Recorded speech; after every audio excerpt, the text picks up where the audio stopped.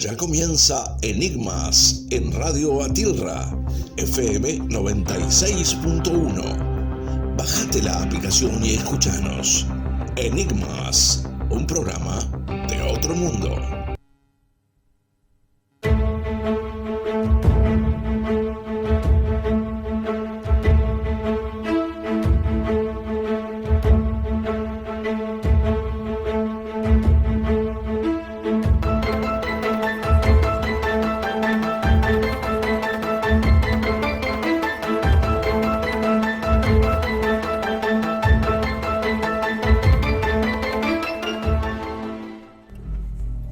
Hola, hola, buenas noches. Buenas, estamos al aire. Estamos al aire. ¿Qué tal, Marcos? ¿Qué tal, Carlos? ¿Cómo va?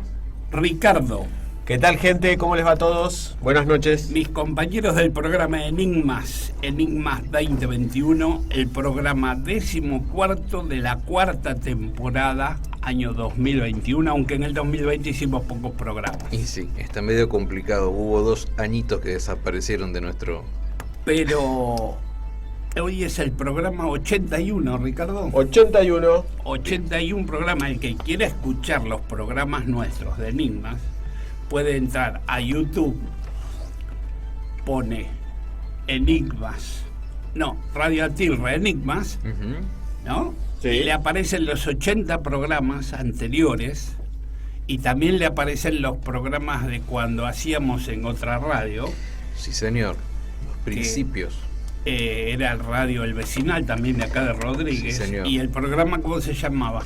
El programa de Radio Vecinal se llamaba La Hora de lo Inexplicado. Muy bien. Me saqué un 10. Sí, La hora de lo explicado, no la hora de lo inexplicable, la hora de lo inexplicado. Sí, estuvimos mucho tiempo debatiendo eso. Hicimos, no sé si recordás, no vamos a nombrar radio, pero hicimos también una primera incursión acá en Rodríguez, hace un tiempo largo también. En otra radio. Exacto, y fue el puntapié. De ahí en adelante se siguió hasta hasta el día de hoy. Acá en Rodríguez, yo venía de otras radios, de Morón, de Castelar. Sí, señor. Venía de Pompeya, había estado en radio en Pompeya, en Parque Patricio. Mirá. Pero hace mucho. Sí. Ya siempre me gustó la difusión del fenómeno. Tratar de qué sé yo, de ofrecerle a la gente un poco lo que uno más o menos investigó, sabe. Sí. Y bueno, a lo mejor le puede ayudar. No digo que sea la verdad, porque nadie es el dueño de la verdad. No. Tratamos de ser serios. Sí, eso sí. Y tener una investigación seria, lo más cercano a lo que pueda ser científico, o por lo menos con protocolos científicos. Es decir, no creemos si no investigamos. La creencia está bien para el que le gusta el tema, claro, y es un buscador y le gusta y cree en tal o cual hipótesis, que hoy casualmente vamos a hablar de las hipótesis también. Voy a nombrar las 40 hipótesis y vamos a tocar 3 o 4 de ellas. Pero el que investiga, pienso yo, que no puede tener una idea. La puede tener, sí, pero puede no tenerla, lanzarla. No la puede promulgar. Claro, porque vos, si vas a investigar, no podés ya ir con una idea preconcebida. Claro. Si vos ya decís, bueno, existen los extraterrestres. Vos te pasó esto, fueron extraterrestres. Tal cual. Es como siempre decimos, ¿no? No todo es fantasma, no todo es extraterrestre. Bueno, esta foto que nos mandaron hoy nos mandó Marquitos. Nos mandó Marcos una foto. Yo la mandé a un grupo. Yo la he analizado también. Claro, la analizamos, la mandé a varios grupos. Está ahí todavía. Y bueno, tuve varias respuestas. Sí. Algunas respuestas diciendo que es un lens flare, que es un reflejo. Otros diciendo que, bueno, habría que ver cómo estaba esa chica en ese momento, porque puede ser que se le acerquen entidades negativas, por decir algo, ¿no? Espirituales, pero quizás no positivas. Y podemos compartir esa foto en nuestro grupo para que la gente que quiera verla. Sí, porque es de nuestro grupo, la mandó Marquitos. Entonces la vamos a compartir. Pérez. La vamos a compartir. Es bastante. La podemos poner, es muy interesante. Pero como dijimos, si Marquitos nos está escuchando y la gente que se la mandó puede mandárnosla sin tocarla a la foto y por internet. Exacto. Sí, no se más pierde original, claro, que no la original, sin tocarla no se pierde ningún pixel, se puede estudiar bien. Pará, porque estamos hablando de una foto y el que está del otro lado dice, pero ¿de qué están hablando? Bueno, Pérez nos mandó una foto tomada en un hospital, en un baño de un hospital, de una empleada, de la provincia de Buenos Aires. De la provincia de Buenos Aires, una enfermera que se saca una autoselfie o algo por el estilo, podemos decirlo, enfrente de un espejo, y al costado izquierdo de ella se ve a primera vista lo que parece una nena, ¿sí? Una nena con un vestidito, sí, medio tirando a algo antiguo, podríamos decir, una nena antigua, una cosa por el estilo.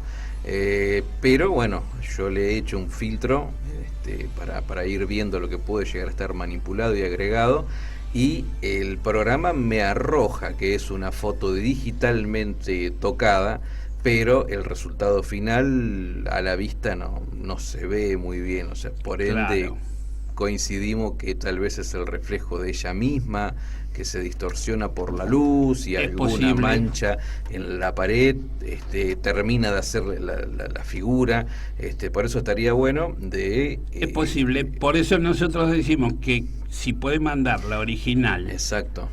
Y por internet, tengo gente que pueden llegar a ver bien la foto o una filmación. Y si es posible, lo que yo le diría también a Pérez o a esta gente, que nos manden una foto solamente del mismo lugar, lo más actual posible, para ver si no hay manchas de humedad en la pared, si no hay cosas que se puedan... También una misma foto, mirad, pero también desde el espejo. Exacto, igual, tratando de emular la misma foto. Puede que también desde el espejo se refleje la luz del flash, porque no sabemos si lo sacó con flash o no. Claro. Bueno, ¿vos te encargás después de subirla al grupo?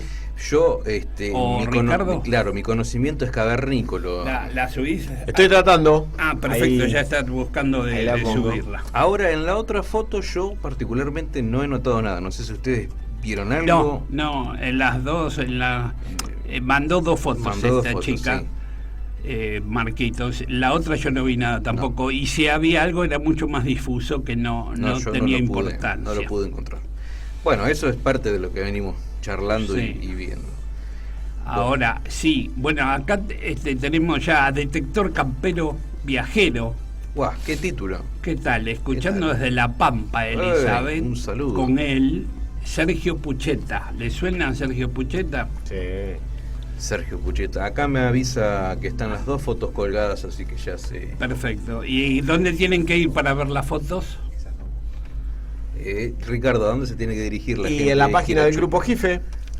Por Facebook. Por Facebook, ahí la estamos poniendo. Facebook, Grupo Jife, G-I-F-E. Sí, señor. Y ahí le va a aparecer. Bien. Muy bien. Saludos. También está Andrés Segovia, que saluda, otro amigo del grupo Hemisferios. ¿Qué tal, Andrés? Con Andrés, que no, mejor no digo nada. Bueno, escúchame, vamos a hablar con Daniel Padilla en una segunda entrevista para poder evacuar tus preguntas que no pudiste realizar la otra vez. Sí, además ustedes pueden hacerle las preguntas. No, porque porque después, nos retás. No, es que después que estuvo con nosotros, tuvo un caso de mutilación de ganado que fue a investigar. Bien, fresquito. Bien. Ese, creo que fue en Entre Ríos también. Así que ahora 8:30 lo llamamos y charlamos con él la segunda parte del caso. Y después tenemos, como dije, podemos hablar de las hipótesis. Bien, tenemos un audio de 10 minutos, me parece. Porque yo estoy haciendo una recopilación así de hipótesis sobre el fenómeno OVNI. Y si tenemos tiempo las voy a nombrar ahora para que quede, y después lo llamamos a Daniel Padilla. Tenemos 10 minutos. Perfecto, las puedo nombrar. Daniel Padilla es un investigador de mutilación de ganado que vive en Entre Ríos, precisamente es de la ciudad de Colón. Colón, Entre Ríos. Colón, Entre Ríos.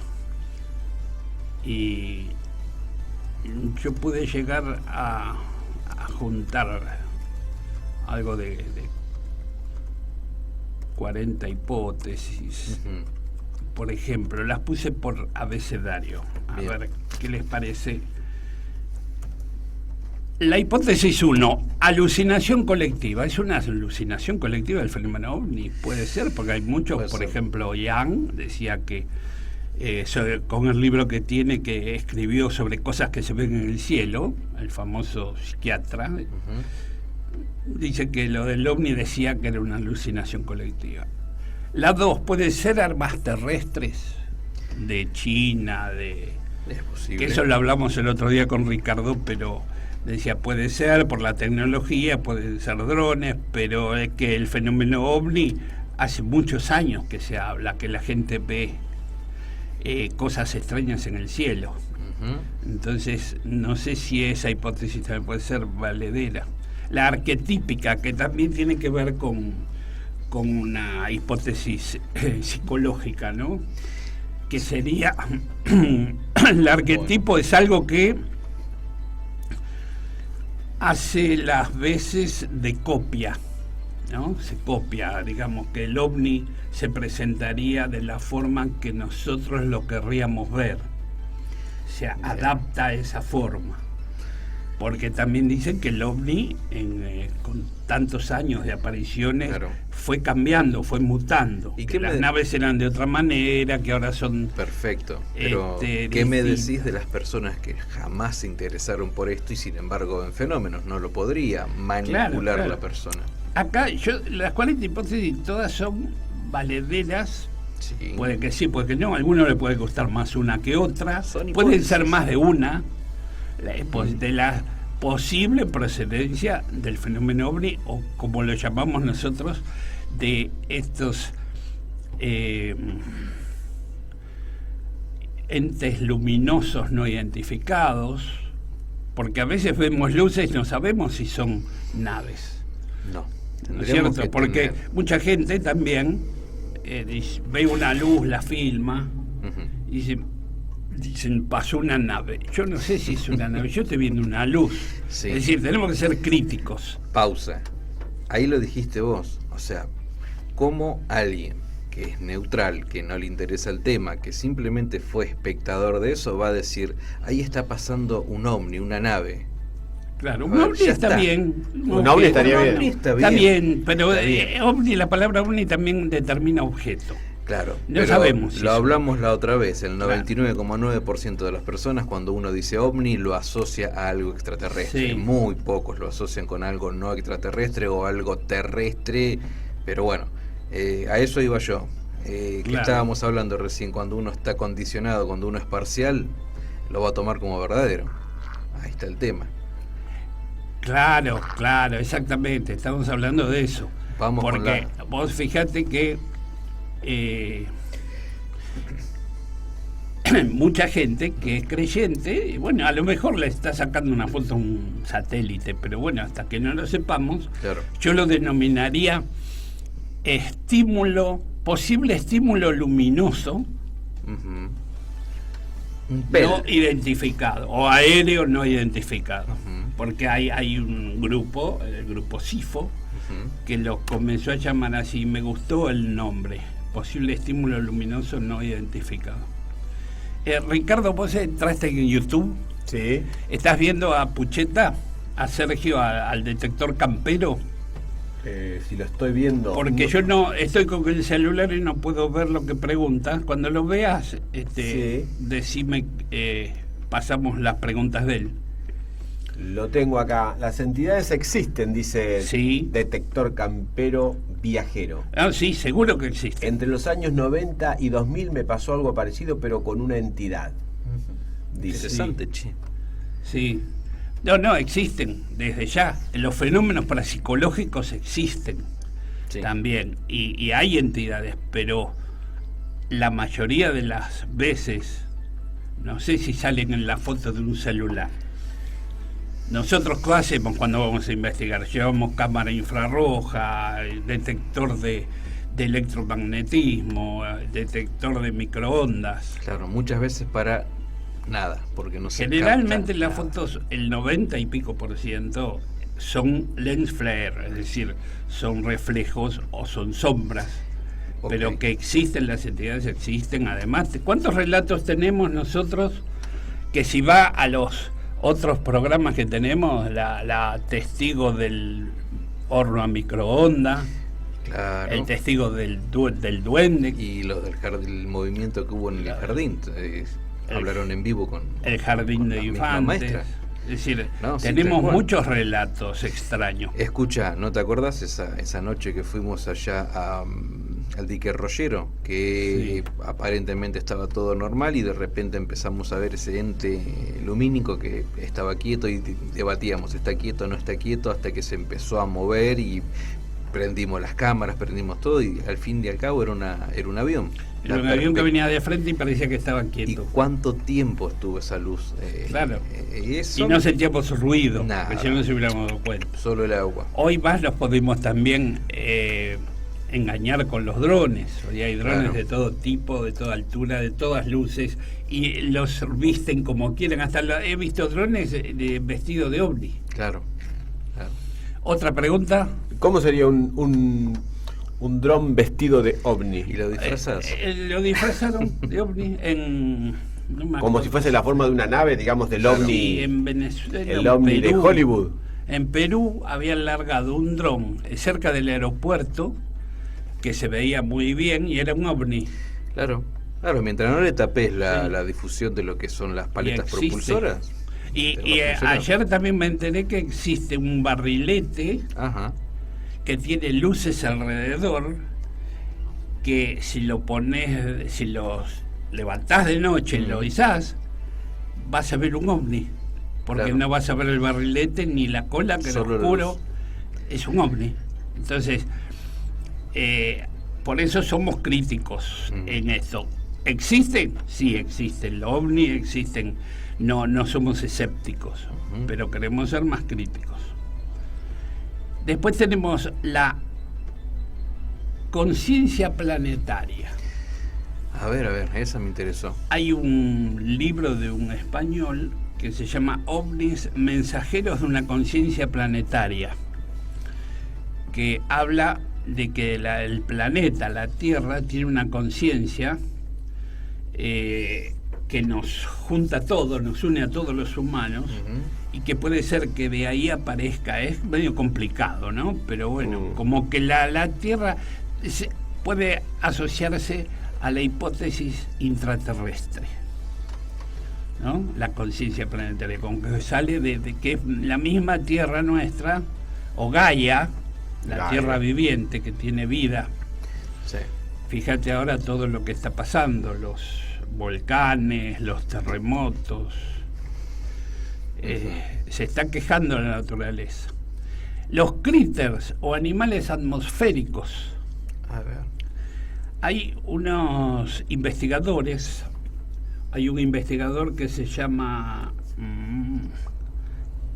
James Constable, que tiene un libro que se llama Viven en el cielo, y habla de una especie de animales atmosféricos que son ameboides, tipo agua viva, que habitan nuestro espacio infrarrojo, según algunos investigadores, y por eso no los vemos, y que a veces hay testigos en estos libros, hay testigos que dicen haberlos visto, hasta apoyarse en una montaña lo había visto un escalador con otras personas, un animal muy extraño que respiraba, como que respiraba porque latía, era una gran agua viva. Sí, bueno, sin ir más lejos, si miramos una agua viva, es un animal totalmente extraño y su forma de vivir y de desplazarse. Todavía no conocemos los animales que existen en el fondo de nuestros mares, pero vamos a ver lo que puede existir en nuestros cielos. Exacto. O en otros planetas. La daimónica, Y acá con esto, bueno, voy terminando, son y 27, mira, recién llegamos a la séptima. Sí. Mirá si tenemos para rato. ¿Querés ir llamándolo? La daimónica, los daimones. ¿Qué eran los daimones? En la antigüedad, los daimones eran los ángeles, o los ángeles de la guarda, o la persona, o el espíritu que está al lado tuyo que te va a cuidar. Ajá. Que te puede salvar de un accidente. Por ejemplo, Napoleón tenía 2 daimones. Tenía uno que era un gnomo, que le avisaba cuando le podía llegar a pasar algo y que lo consultaba cuando iba a una guerra. Mira. Y tenía otro que era una luz, una luz blanca, que también le daba consejos. Fíjate vos, un gnomo, una luz, una esfera de luz. Muy interesante también. Los daimones también. Tengo un par de libros de realidad daimónica. No me acuerdo del autor, pero está muy interesante porque se habla mucho sobre ovnis, con los daimones. Y después la demoníaca, la séptima sería la demoníaca. Viste que hay mucha gente que piensa que los ovnis son el demonio. Sí, no es tan común para mí escuchar eso. Pero... ¿Sabés quiénes creen en eso? La mayoría de las religiones evangélicas. ¿No? Me parecía. Una vez yo hablé con una persona que es evangélica, no me acuerdo de qué iglesia, y me dijo, tené cuidado porque los ovnis son el demonio. Es decir, para ellos son el demonio. Está bien, es otra hipótesis, claro. Puede ser. Como existe el bien, existe el mal. Claro, es otra creencia. Si acá existe el bien y el mal, ¿por qué no puede existir en otros planos, en otros universos? Creo Perfecto. Que el yin y el yang tiene que existir porque todo es un gran equilibrio. Exacto. Sí que puede ser. No sé, me puse a pensar y la verdad no encontré muchos casos negativos de encuentros cercanos del tercer tipo. Tenemos a Cristian Rowe también, sí. Online. Desde YouTube. Chile. Y Gabriel R., no sé si leíste vos la consulta que nos hacía. No puedo leer ahora. Dice que en una avioneta que no se escuchaba nada, eran 2 luces que se hacían cada vez más grandes, hasta que escuchamos el ruido del motor. No entendí muy bien el comentario. Por lo del avión que nosotros dijimos. Puede ser. Bueno, te manda saludos Cristian Rowe. Gran saludo a Chile, un saludo grande. El detector campero viajero dice, lo del duende le pasó a mi mamá en Calamuchita. Hace 3 años atrás me lo contó una vez y nunca más. Cuando quiera le cuento la historia. Así que tendríamos que ver para que salga al aire seguramente. Claro. Sí, lo podemos llamar un día para que lo cuente. Lo del duende que nosotros tenemos es una historia fascinante. Estamos con el llamado de Daniel Padilla. Ya, en algún momento la vamos a volver a pasar. Estamos comunicados con Daniel Padilla. Bueno, luego continuamos con las posibles hipótesis. Daniel. Hola, Daniel. Hola, Carlos. ¿Cómo estás? ¿Cómo estás, Daniel? Bueno, buenas noches. ¿Qué decís? ¿Cómo va todo? Gracias por la invitación. No, buenas noches a tu audiencia, a todos los que te escuchan y a los que te siguen. Gracias. Bueno, y a todos los amigos ahí que están con vos también. Un abrazo. ¿Qué tal? Buenas noches. Gracias a vos también por el tiempo que ya te molestamos por segunda vez. No hay problema. No hay problema. Yo no tengo ningún problema con vos, Carlos. Sabés que estoy disponible. Siempre estoy disponible a la persona que le interesa el tema, sobre todo el tema mutilación, ¿no? Sí. Que es un poco lo que me atañe a mí y yo no tengo ningún problema de expresar lo que investigo. Y yo te voy a contar en principio te voy a contar yo una mutilación que tuve posibilidades de ver, no de investigar. Fuimos en el año 2004 a Gobernador Ugarte, acá en provincia de Buenos Aires. Sí. Porque se veían luces extrañas, entonces habíamos viajado ahí, nos quedamos unos días viendo, alguien había filmado luces, los policías, que se había puesto una luz arriba de una tapera y cuando prendieron la sirena del auto de policía, esta luz comenzó a caminar y pasó por arriba de ellos. hasta que llegó un punto que desapareció a una velocidad terrible. Y tuvimos la suerte de que esa noche que nosotros llegamos, al otro día que fuimos a una estancia en donde aparecían fenómenos extraños, había un ternero mutilado, con la particularidad que el ternero estaba del otro lado del alambrado y con los signos de mutilación de protocolo, ¿no? Los que conocemos, sí. La falta de ano, el ojo, la quijada y todas las partes blandas. Pero lo increíble en ese momento, el año 2006, el ternero era chico, y claro, los otros animales ya no lo podían acercarse ni ver porque estaba un alambrado de un tejido olímpico de 1,5 metros de alto, y estaba del otro lado. En el campo de al lado había un agente de Santa Fe que estaba garando el campo, lo estaban preparando, dormían en los containers esos, que esas casillas que ellos llevan, se quedan a dormir. Y cuando nosotros llegamos el día anterior, habían levantado campamento y se fueron y dejaron todo como estaba a medio hacer.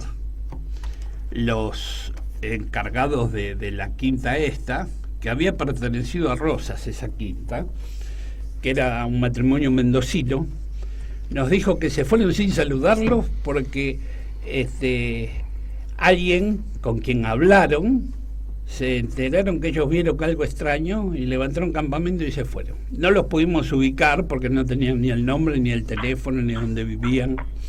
Lo único que sabían que eran de Santa Fe. Pero interesante, y lo bueno que llegamos al otro día. Estaba sin rigor mortis el animal y sin pataleo en el piso, no se veía que hubiera pataleado en la tierra como queriéndose defender, ¿no? Así que bueno, esa fue mi experiencia con el animal. Mutilación de ganado en investigación. Sí. Bueno, te cuento, Carlos, sí. Que digamos que esto es, obviamente, tu experiencia ratifica distintos casos que en mi caso se han presentado, donde esta verificación, digamos, de que hay un vallado de por medio, no hay otra manera que levantarlo al animal y llevarlo hacia otro lado. O sea, el animal se eleva del suelo, seguro lo elevan de alguna forma, con fuerza, ya sea con fuerza o levitando o como sea. Claro.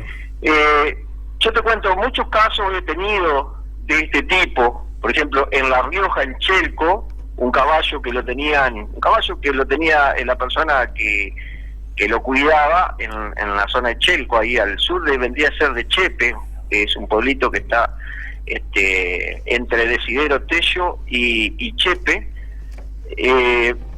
Se dedican al ganado ahí, digamos, al arreo de cabras y vacas, ¿no es cierto? El tipo lo tenía en su corral al caballo, y desapareció al otro día, no lo encontró, una yegua, perdonera, y la encontró a muchos metros del corral, muerta, obviamente, con las mutilaciones tradicionales que le digo yo, digamos, de mandíbula, oreja, ojo, y parte del ano, le habían mutilado a esta yegua. El corral donde él lo guardaba era un corral seguro, donde cualquier persona que utiliza, digamos, el caballo como herramienta de trabajo para el campo, para el monte, para lo que sea, lo resguarda y lo cuida muy bien a la noche. Claro. Bueno, lo único que no tenía techo esto, pero sí el establo era alto, no podía haber saltado el caballo nunca, claro. Y era una yegua mansa, o sea, una yegua que ya estaba domada, que era la tenían ellos de chico, la habían creado para hacer estos quehaceres, ¿no es cierto? Y la encontraron mutilada. Ese es uno de los casos. Después aquí en la zona de Entre Ríos, también en la zona de Rosario del vendría a ser, Sauce de Luna sería ya en el límite con vendría a ser con Federal, Villaguay con Federal, Tala, Villaguay, y al norte Federal. ahí antes de llegar entre Villaguay y el departamento de Villaguay y el departamento de Federal, hay un pueblito que se llama Sauce de Luna. Sí. Ahí la policía me acompañó en un caso de un vacuno del Pampa Negro, que tenía varios kilos, unos 450 kilos aproximadamente, una vaca grande era en ese momento, que la encontramos tirada así en una especie de loma. Y tenía las mutilaciones tradicionales, pero este animal no estaba en ese campo, estaba en el campo de al lado. Y estaba a bastantes metros entre campo y campo. Había una especie de bañado, laguna, sí. Y el más o menos el alambrado que había era el tradicional, que más o menos mide 1,5 metros. Una vaca no te salta a esa altura, y más con ese peso que tenía, ¿no? Era imposible de saltarla. La particularidad que nosotros le encontramos y que nos pareció sumamente extraño, que en las patas delanteras, y en las patas traseras, tenía un barro que le iba desde arriba del codo de las patas hasta la punta del vaso, pero solamente en la cara frontal de la pata, de las 4 patas. Sí. Esto denota que había estado arrastrado en ese fango que había ahí, digamos, hacia adelante, claro. Que la parte de atrás no se hundía en el barro. Claro. Los vasos del animal no lo tenía hundido en el barro, solamente era la pantorrilla, la parte del pelo hasta el vaso. Tenía manchado con mucho lodo. Claro. Y la parte de atrás llamativamente estaba limpita. Claro, porque si no tendría que estar toda la pata, si se apoyó en el metida hasta donde llega la parte de arriba, hasta la bota, digamos, que claro. Es más o menos el codo de los miembros. Sí. Y no lo tenía de esa manera. Claro. Eso nos denota a nosotros que esta vaca fue como levantada y arrastrada sobre ese fango sin pisar adentro del fango. Uh-huh. Le buscamos, digamos, una explicación a eso, y la única manera es como que si la levantaran con algo, y la vaca, digamos, yo supongo que ya estaría o dopada o aturdida o muerta, ¿no? Que iban las patas flojas y iban arrastrando en el fango, ¿no es cierto?, que estaba ahí.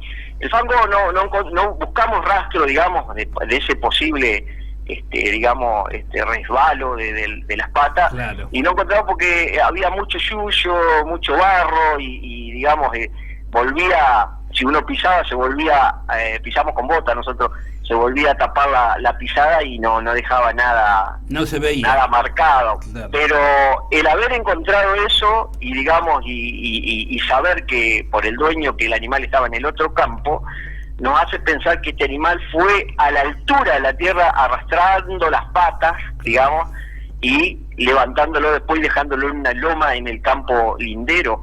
Claro. Digamos, un caso sumamente interesante que nos daba la explicación de que estos animales los levantan. Claro, también claro. Otro caso en la zona de Viale también, que en el río, que como que lo habían sacado de un lado, lo habían levantado y lo habían tirado en otro lado, porque tenía ramas debajo del cuerpo de un espinillo que estaba arriba de él. Y le encontramos como el dormidero y parte del pelo de esa vaca, mucho pelo de la misma vaca, a unos 20 metros del lugar. Mirá. Sí. Hay un caso que ahora me acuerdo que se investigó, no sé si te acordás, en Córdoba, en Chaján, Achiras. 12 vacas que aparecieron dentro de un tanque australiano, y que para llegar al tanque australiano tenían que haber cruzado no solo el alambrado, sino también el cerco perimetral eléctrico. Y al otro día se encontró un terreno mutilado en el campo de al lado. Después, cuando fueron a buscar las vacas de adentro del tanque australiano, 4 o 5 habían muerto por el frío, por hipotermia, y las otras las pudieron levantar. Pero ¿cómo llegaron esas vacas ahí? Eso fue en Córdoba, en Chaján, en Chaján, Achiras y Chaján, entre Achiras y Chaján, dentro de un tanque australiano. Es decir, hay otro punto que nosotros investigamos en Parera, en La Pampa, que estaban asociadas los mutilaciones de ganado con la falta de agua en los tanques australianos. No sé si vos pudiste ver algo de eso. Sí, yo tengo ese tipo de casos, digamos, con faltante de agua en torno a una mutilación. Sí. Las estadísticas son las mínimas, o sea, no son muchos los casos que tengo, pero sí existen tanque australiano y una laguna en la cual se desaparecieron 350.000 litros de una laguna aproximadamente, junto con las nutrias que habitaban en esa laguna. De un día para el otro desaparecieron las nutrias, estaban las cuevas y las nutrias no aparecieron más, las fuimos testeando después con el paso del tiempo, y esto fue en Gobernador Mansilla, aquí al sur de Rosario el Tala, en el campo de un productor de ahí de Gobernador Mansilla, que nos contaba justamente que estaban las... Bueno, fíjate que esto que yo te conté de Gobernador Ugarte, del terreno mutilado, faltó agua en la piscina. Había como 20 centímetros que había bajado el agua esa noche, había desaparecido. Y en La Pampa, ahí en Parera, bueno, un tanque australiano de 60.000 o 80.000 litros de agua había quedado vacío de la noche a la mañana, y al otro día encontraron ganado mutilado. Bueno, en este tema de los datos emergentes, que es la faltante de agua, digamos, uno de los datos emergentes de faltante de agua, nosotros podemos deducir, digamos, con los sucesivos casos, con la acumulación de casos, digamos, en el cual, si bien vuelvo a repetir, las estadísticas son bajas, pero se diluyen cuando hay riacho cerca, laguna cerca, porque no podemos testear si han extraído agua de esos lugares, para utilizar, digamos, yo, puedo elucubrar o puedo deducir de que por ahí es parte de la estrategia de la mutilación, porque no sé si recuerden que yo le dije en el anterior programa, lo había comentado con vos y creo que hemos hablado de esto, hay una incidencia de una energía determinada que yo supongo que es muy parecida al microondas, digamos, por la incidencia que hay en la carne de los animales, ¿no? Entonces, a lo mejor toman esta parte del agua, digamos, para bajar de alguna manera la temperatura que se genera en torno a esto, ¿no? El momento mutilatorio, el momento cuando en la interacción del depredador, que digo yo, ¿no? Por no ponerle un nombre, porque no sé quién mutila, y la interacción digamos, de la mutilación de quien depreda con la víctima, ¿no? Es muy probable que el agua sea utilizada justamente para bajar esta forma de energía o para filtrar esta forma de energía que quizás hasta cierto punto puede destruir totalmente el animal y quizás no lo puedan utilizar definitivamente para un objetivo determinado, ¿no? Porque no sabemos por qué se mutila, ¿no? Todas estas preguntas son las grandes incógnitas que rodea la mutilación de ganado. Sí, no sabemos tampoco por qué se llevan el agua, pero es verdad, yo también, y Silvia Simondini también tenía la idea de que esta agua podía ser, desaparecer, porque con microondas, viste que el agua se evapora. Vos ponés un vaso de agua en un microondas y se evapora. Sí, incluso se filtra, digamos, por ahí la incidencia plena de las microondas con el agua.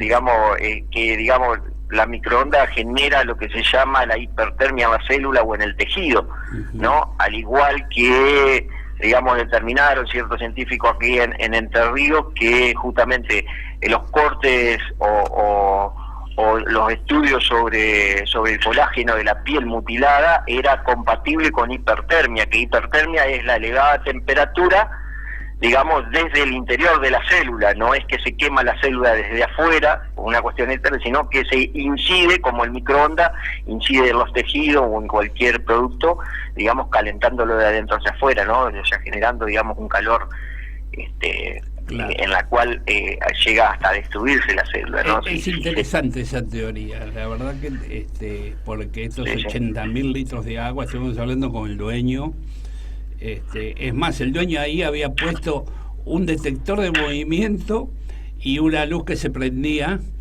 también algo, una chicharra, y tenían la escopeta atrás de la puerta, porque decía, otra vez que aparezca esto, dice, salgo con la escopeta. Porque le había faltado... en estos casos yo ya lo vengo repitiendo hace mucho tiempo, ¿no? El tema de la reincidencia mutilatoria, lo que llamo yo por ahí, un poco la terminología no le es familiar a ninguno, ¿no? Porque yo digo reincidencia es cuando vuelven a mutilar una y otra vez en este periodo que ya te lo conté en el anterior programa, que van de 14 a 16 días. Esta reincidencia mutilatoria da para hacer una vigilia, digamos, a muchos metros obviamente del animal personal, o también poner cámaras trampa, ¿no? Claro. Las cámaras trampa es la que por ahí puede testear. Lo que hay que asegurarse es que no se avasalle el lugar, o que no se trate de que irrumpan muchas personas, digamos. Claro, no puede ser eso con demasiada en esos gente. casos, digamos, que se encuentran animales mutilados. Claro. O sea, que es más beneficioso, digamos, hacer esta investigación, digamos, con los animales que aparecen por ahí muy alejados del pueblo, que están en campos muy cerrados, y en la cual se puede hacer una buena investigación, digamos, con estas cámaras trampa. Claro. Se puede colocar, o también una vigilia a cierta distancia, ¿no? Quizá con infrarrojos, con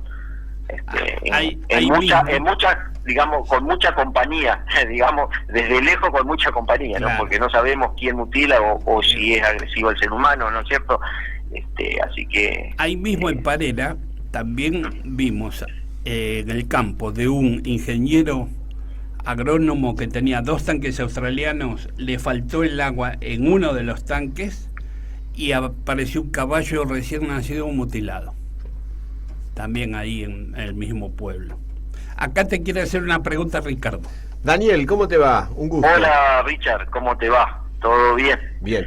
Bueno, un gusto. Se me ocurre, ¿no? Como buscándole una pata diferente. ¿No podría ser algo distractivo esto? Como para que nos enfoquemos en ver, dado el estupor que causa, ¿no? Ver animales mutilados, que miremos hacia un lado y la cuestión pasa por otro lado.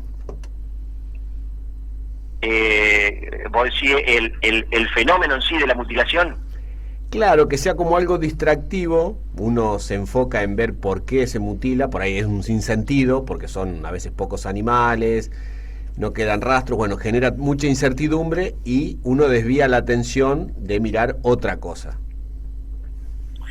Bueno, esto, a ver, o sea, lo que podemos mirar otra cosa, digamos, si vamos a la parte demográfica, digamos, del planeta o de los países, hablemos de Argentina, porque la mayoría de las mutilaciones se dan en Argentina y Estados Unidos, que son los que más, los países que más mutilaciones han sufrido, y los ganaderos mayoría que han sufrido. Si vamos a la parte demográfica, las grandes capitales, o sea, no están ajenas a este tema. Los que más están cercanos son los productores, los que viven en el campo, y fíjate que también, o sea, digamos, los excluye aquellos que hacen field rot, por ejemplo. Porque, ahí tenés un caso, justamente hay mucho, sobre todo al sur de Santa Fe, hay criaderos de vaca que se alimentan, digamos, en este tipo de alimentación, que es el field rot. Y no sé, yo al menos no he registrado ningún animal mutilado de feedlot y no he tenido eco de ningún otro investigador. Quizás puede haber alguna baja estadística, pero no son las muchas. O sea, la intención, ¿cuál sería? Porque, o sea, yo no veo, yo lo que veo cuando aparecen muchos animales mutilados, primero que en estadística, cuando vos encontrás, la prensa se hace eco, digamos, de un caso que se hace público, se hace en forma eventual o quizás de casualidad porque el productor denuncia, pero hay productores que no denuncian. Por cada hecho, y esto lo vengo sacando ya hace unos años, por cada hecho público que se da en una localidad, hay 4 o hasta 5 casos periféricos que no se dan a conocer, ¿no es cierto? Y vos te enterás cuando va a hacer la investigación. Entonces, justamente esta distracción, o sea, ¿cuál sería el sentido de la distracción, no? Porque los que más, digamos, intereses podía haber de todos los intereses sociales, digamos, hablando de intereses sociales o de lo que sea, no sé a qué podríamos apuntar con una distracción. Yo me limito hacia el ser humano directamente, que es el que no puede desviar de nuestra sociedad, el que nos encajona, el que no mete en una cajita, que nos dice lo que tenemos que hacer, o a las masas nos dice lo que tenemos que hacer y cómo nos tenemos que comportar la sociedad. Entonces no hay un significado en esto, ¿no es cierto? De que si hay digamos, nos tiran una piedra para que escuchemos el ruido en un lado y hacer otra cosa en otro. ¿Qué podrían hacer en otro lado? No lo sé, y digamos, si estaría relacionado, ¿en qué estaría relacionado, no? Porque quizás una distracción, que hay muchos animales, cadáveres de animales que no directamente no lo encontramos, desaparecen y no sabemos dónde están, y el productor queda a veces con la idea que se lo robaron, y quizás se lo hayan mutilado, como ha aparecido, digamos, varios animales, por ejemplo en Rosario del Tala, en mucho tiempo han desaparecido animales, pues han aparecido con las marcas en otros lugares, ¿no es cierto? Mutilado a los meses, ¿no? Con el cuero seco han encontrado, y sin embargo ya ha pasado, digamos, ese vendaval de misterio de por qué se les desaparecieron los animales. No sabría contestarte a qué podría apuntarse en caso de, digamos, hacer ruido por un lado. Porque no es tan conocido, encima las autoridades no le dan bolilla, dicen que es el ratón hocicudo. No, pero hay o sea, a ver, ¿por qué no le dan bolilla a las autoridades? Porque hay una cuestión legal que ya no tiene implicancia. A ver, si nosotros haríamos un proyecto de ley, vamos a suponer, haremos un proyecto de ley de resarcimiento, digamos, por una cuestión natural de pérdida económica de un productor. Sí. Igual que si vendría, no sé, una cuestión de un terremoto y se destruiría una casa y que el gobierno tendría que indemnizar a quien le rompió la casa o resarcirle una casa nueva, que esas cuestiones legales existen, digamos. Sí. En este caso, digamos, por una cuestión natural pierde o misteriosa pierde X cantidad de dinero y el Estado tiene que estar ahí para... el problema es que cuando dieron este veredicto institucional del ratón hocicudo, ya se bajó la cortina a las causas legales. O sea, cuando un juez tiene que fallar, tiene que basarse en los peritos, y el perito mayor, digamos, es el estudio que hace el Estado, y en este caso lo hizo a través de una universidad, ¿no?, que fue la de Tandil, la universidad digamos, con todo su currículum, sí, que dio un dictamen que dijo que era un roedor, y bueno, ya se terminó. Entonces, cada vez que pasa esto, no lo toman los jueces, o no da el veredicto, porque ya dice que ya fue un ratón, que fue una cuestión natural, y que, bueno, claro, no terminan cerrando, digamos, un expediente, porque claro, no les vale seguir investigando, porque ya hay un perito que dijo o determinó quién era que mutilaba, ¿no? O sea, todo lo que se hizo en aquel momento, que se dio a conocer el 1 de julio del 2002, sí, del INTA Balcarce, es lo que hoy cualquier expediente judicial se va a basar, digamos, al dar digamos, una respuesta al productor, ¿no? Que se trata de una causa natural y de quizá un comportamiento de ciertas especies que se le ocurre comer kilos de carne, porque no nos olvidemos que el ratoncito mide unos 4 centímetros, 5 centímetros más o menos, algunos quizá un poquito más, pero no llega ni a 10 centímetros, y se come kilos de carne. Entonces, y no existe en la Pampa, porque a la Pampa no llega. Y esta es la intencionalidad, ¿por qué se hizo eso? Como se hizo en Estados Unidos el tema chaqueta amarilla, que se dejó de lado, claro, digamos, los gobiernos tienen que actuar sobre esto para que no siga, porque saben que va a seguir ocurriendo. Claro. Entonces, para no estar el Estado comprometido, digamos, en un resarcimiento económico, ya está hecho el veredicto a través de una universidad, una facultad, digamos, con todo su currículum y todo su experiencia, ¿no? Manipulada obviamente por quienes nos gobiernan. Daniel, buenas noches, Marcos te habla. Hola Marco, ¿cómo estás? Un gusto. ¿Qué tal, Daniel? Un gusto. Daniel, volviendo un poquito a la actualidad, nos han comentado de que recientemente estuviste en una mutilación más de este tipo, una mutilación de ganado. ¿Nos podés contar algo? ¿Hubo algo que te haya llamado la atención o sigue la línea de lo que nos tiene acostumbrado este tipo de episodios? Sí, bueno, últimamente hubo 3 casos en el cual investigué, casos de Asenca que fue allá por junio o julio, no recuerdo bien ahora la fecha, no las tengo acá en este momento. El caso también de Lucas González, que son todos en Entre Ríos, sí. Y el caso de Crespo, que primeramente se llamó Diamante, ahí en Tres Isletas, digamos en el límite entre Crespo y Diamante, digamos los departamentos se expanden mucho ahí en esa zona y bueno, Crespo y Diamante son unos territorios que dan unos recovecos, digamos, que envuelven unos a otros, pero este caso, el último, está dentro de Crespo. Claro. ¿Ese fue el de la oveja? El de la cabra, una cabra de 30 kilos aproximadamente, en el cual, ahí nos hemos encontrado con una investigadora amiga de ustedes también, que es Andrea Pérez Simontini, y la mamá, Silvia, justo coincidimos, cosa extraña, muy extraña, parece que los astros se alinearon para que nos encontremos por ahí en una investigación. Sí. Igualmente ya nos habíamos encontrado, había habido una invitación hace mucho tiempo, ¿no? para investigar un caso, en el cual yo le había pedido a Andrea un acceso allá por el año 2008 creo que fue, y concluimos también una investigación, también nos tocó por ahí eventualmente y digamos coincidió que nos encontramos en el campo. Ahí yo llegué 2 de la tarde, más o menos, ya llegó como 2:30. Yo sabía que iba a venir, o sea, lo único que hice fue la observación, sacar fotos como siempre hago, ¿no? Obviamente, y no tocar mucho el animal, a pesar de que ya lo habían... El mayor de los problemas que tuvo este último caso fue que lo sacaron 100 metros o más del lugar donde había... Y ahí ya se pierde toda posibilidad de, digamos, hacer una investigación corrieron, objetiva, ya no tenés las huellas que debería haber en el lugar. No, porque ni siquiera el lugar supo el muchacho Cristian, a quien le agradezco el acceso al caso, ni siquiera el lugar preciso se había señalado, porque es un campo grande, vasto, limpio, es un campo limpio, y no sabía ubicar bien dónde fue el...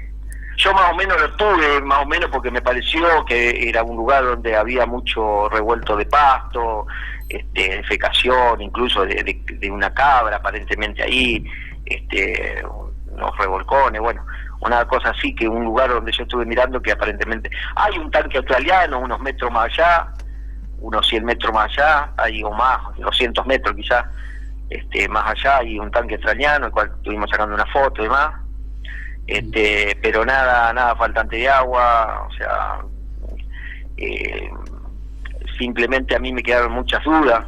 ¿Y era de protocolo los cortes? No precisamente, quizás alguno podría haber habido ahí, pero después hubo algunas dudas que me surgieron, que no, la verdad no. En este caso, a pesar de que cayó dentro del periodo mutilatorio, que por eso me moví yo, porque siempre le digo que si cae dentro del periodo vale la pena moverse, ¿no? ¿Cuáles son los meses? ¿Cómo? Los meses del periodo. No, el periodo es un periodo lunar que va desde el 14 a 16 a partir de la luna nueva, pasando por toda la cuarto creciente y parte de la luna llena. En cuarto menguante no se mutila. Mira. Yo no me muevo de mi casa nueva. En cuarto menguante. Cuarto menguante no. No. Son las últimas lunas llenas y las primeras lunas nuevas, a partir de las primeras lunas nuevas hasta todo, pasando por todo cuarto creciente hasta mitad de luna llena, las últimas lunas llenas, depende si hay una mutilación, por ejemplo, que ha cruzado el periodo en mitad de luna nueva, se extendería hasta finales de luna llena, ¿no es cierto? Y si se comienza las primeras lunas de luna nueva, sería hasta las primeras lunas de llena, ¿no? Sería una cosa así, como que el periodo se corre ahí entre esos 14. Ya eso lo tenés ya calculado. Sí, no, son todos los casos, y históricamente. Perfecto. Hablemos de los casos y esto son parte de las conferencias que yo doy con la demostración correspondiente, ¿no?, de este periodo lunar. Estamos hablando de casos íconos, ¿no es cierto? Hablemos del caso Guarapiranga, en el caso que han mutilado humanos. Hablemos del caso de algunos casos que a mí me ha tocado, ícono, que es la primer vaca que encontramos mutilada viva, también estaba dentro de ese periodo de mutilación. El caso de Lady, allá el caballo palomino en el 67, si mal no recuerdo, que es el año ese, también cayó dentro porque ya está bien datado y bien fechado, porque los dueños lo tenían bien registrado.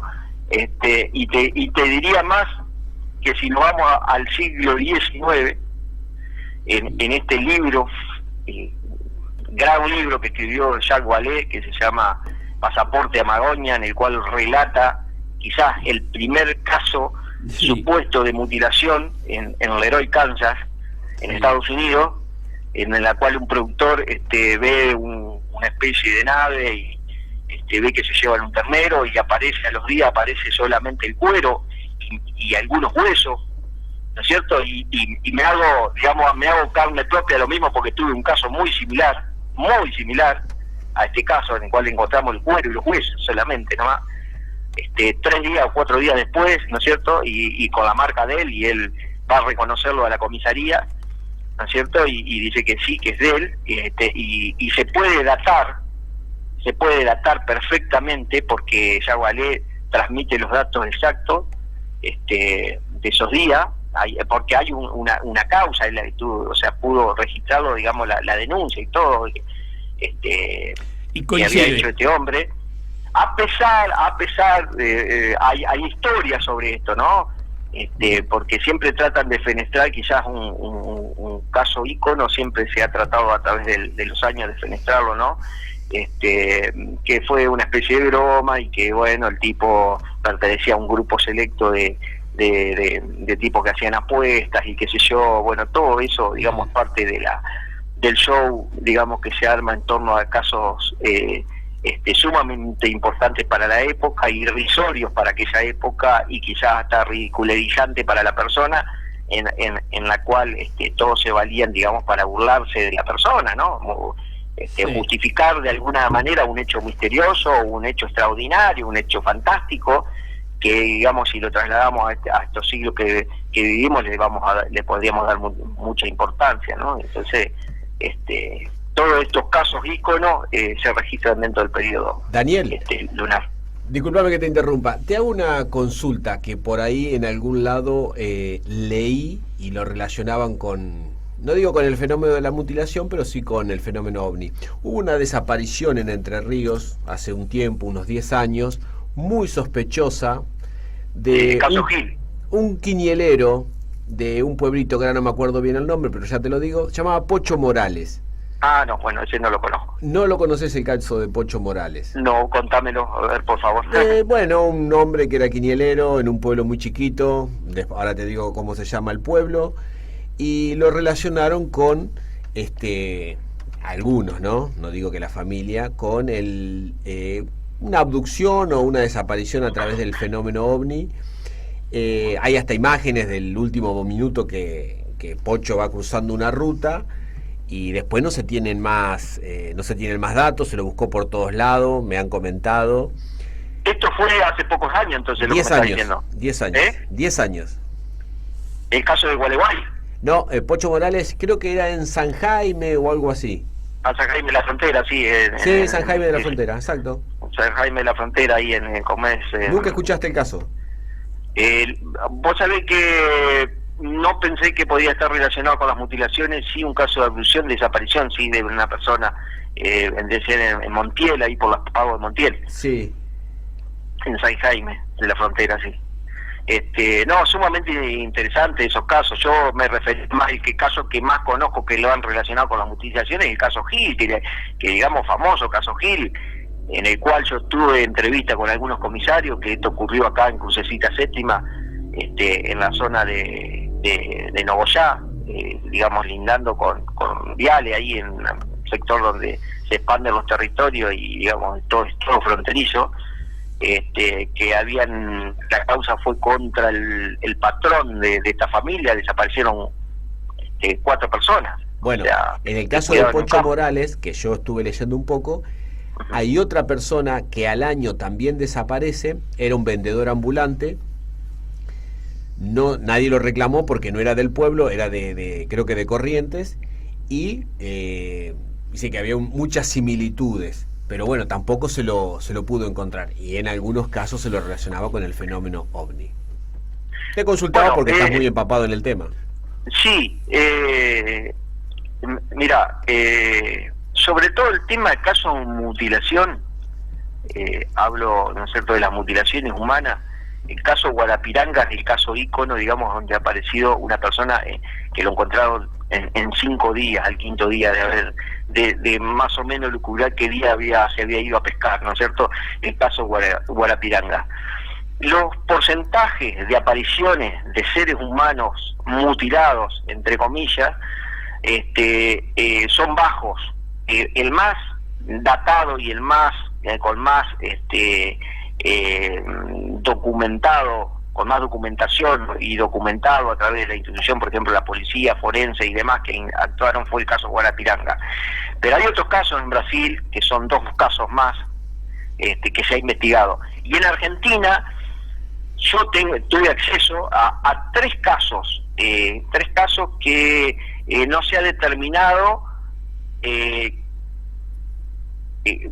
el tema justamente de los cortes que tenía o de las partes que le faltaban y se ha prohibido totalmente el acceso definitivo, digamos, al expediente, ¿no? O sea, es como que se ocultó el expediente,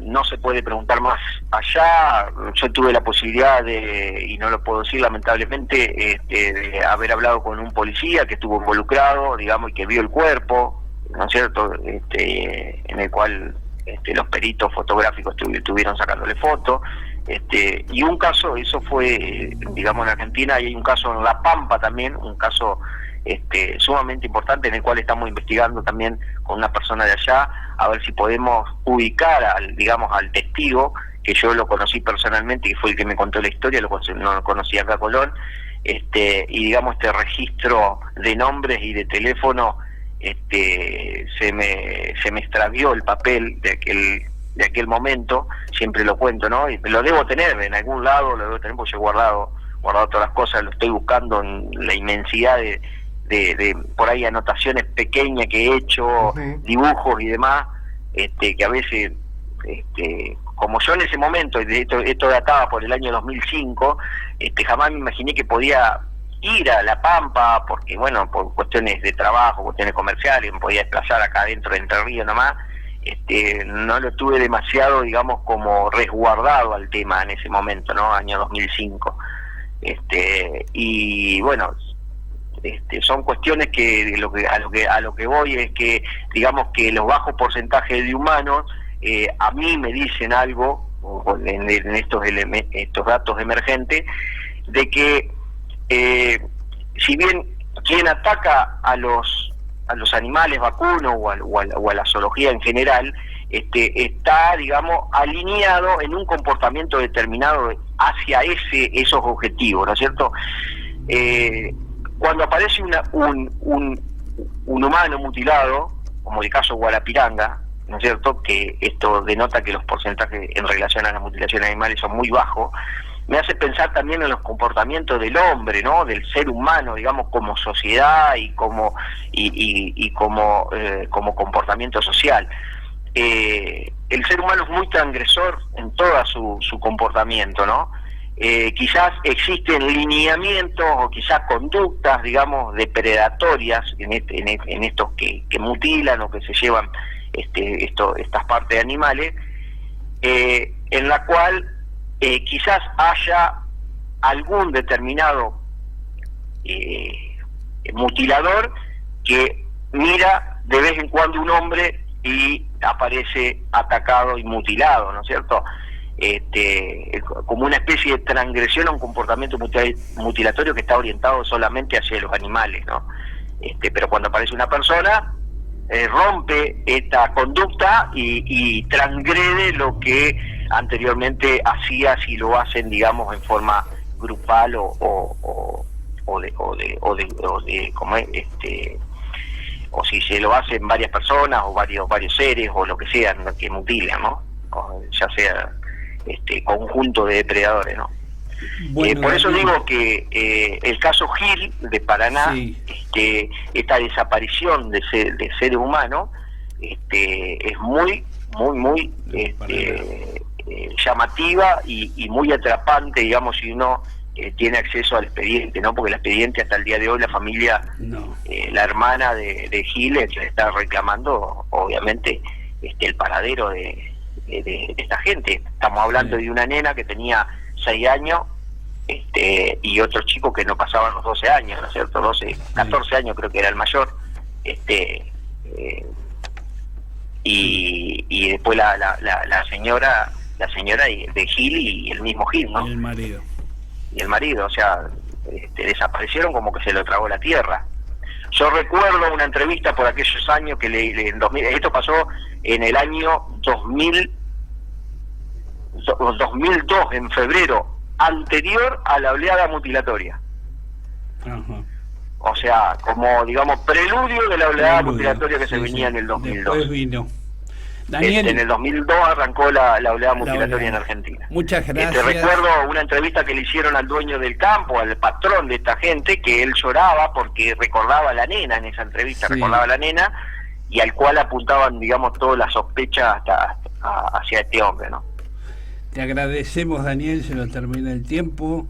Y si te parece, ya haremos una tercera parte. Ningún problema, cuando quieran hablar de mutilaciones. La verdad que hablar con vos es muy interesante y bueno, nos lleva tiempo y siempre hay preguntas interesantes y respuestas interesantes de tu parte. Un abrazo, muchas gracias. Gracias, Daniel. Bueno, un abrazo a todos ahí, felicitaciones por el programa y bueno, gracias. Me sumo a la escucha también. Gracias. Un gran abrazo a todos. Chau. Bien, vamos a un pequeño corte para así organicémonos. Vamos a un corte. Continuamos con Enigmas OVNIs. Bueno, acá estamos nuevamente al aire.